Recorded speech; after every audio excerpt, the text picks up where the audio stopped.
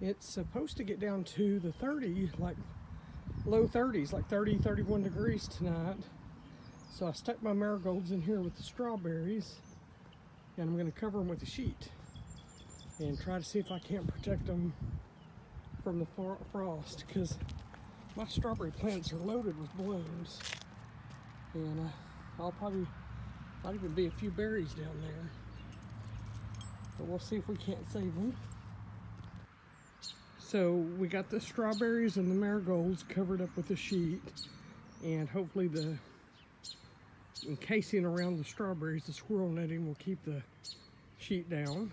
And then I covered up my green stalk with a contractor bag and have some rocks holding the tabs down. So we'll take those off in the morning and see how well they do with this frost, or this freeze. It's a freeze, not a frost.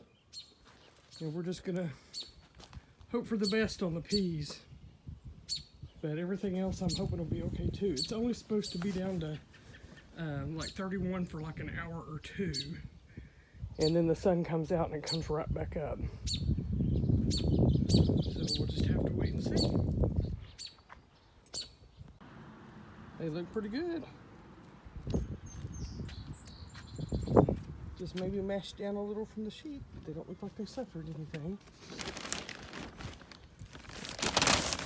Plastic on the green stuff, and they look good. Alright, I'm happy with that. Tonight it's only going to get down to 38, so I don't think I'll need to do it again. Success. Continue to work on amending these beds, and what I've done is I had a bunch of eggshells that I had saved and powdered and used over the years. So I came out here and dumped what I had in all these beds, and then I'm going to go through and kind of work it in. Now this calcium like this is probably not going to be available to the plants this year, but it will be in future years.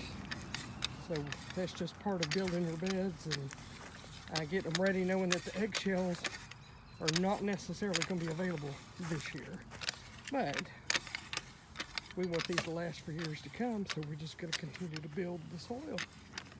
That's what we'll do. Now these smaller beds, after watering them in and letting them set and watering them in, the pH has dropped down to like 3.4 to just under 4 in all of them. So I'm going to start with adding some garden lime to them. Now this is slower release. I think it's pelletized, but I'll let these soak in and check them again here in another day or two. And then if I need to, before I plant anything in these beds, which I'm going to go ahead and get some onions started in them tomorrow, but if I need to up the pH some more before planting in them, I've got some dolomite lime I can add in there. But like I said, we'll check them again here in a couple of days. All right, getting ready to start planting my onions. And I'm doing square foot gardening, so it's 9 per foot. And this 2x4 bed is actually about 3.5 feet long. So we'll see how many we can get in here, and then in that bed will be the Scipiolini.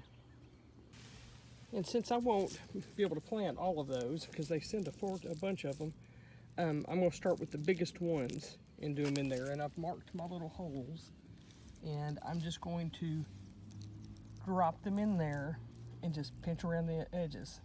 That's all I do. And I'll come back every day for the next couple of days and make sure they're all standing upright, because sometimes the birds will get down here and scratch around and knock them around and knock them over. So we'll just make sure they stay seated, and we'll finish doing that with all of these, and I'll show you when I'm done. Okay, these are all the yellow Spanish are planted, and I was able to get 33 in here. And I'm only doing half the bed because I'm putting trellises up, and I'll be putting something that vines over here, something that goes well with onions. So we'll see, probably some indeterminate tomatoes, like cherry tomatoes. We'll see.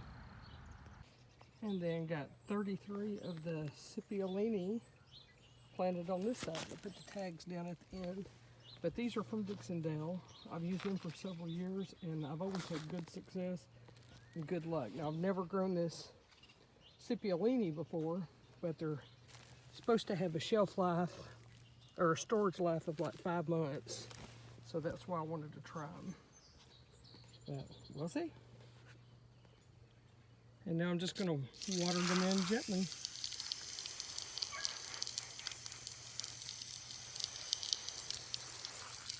And then hopefully we'll get some good onions this year. What I do is freeze them, like dice them up and freeze them, and then store a few for quick cooking. So that's what we do with onions.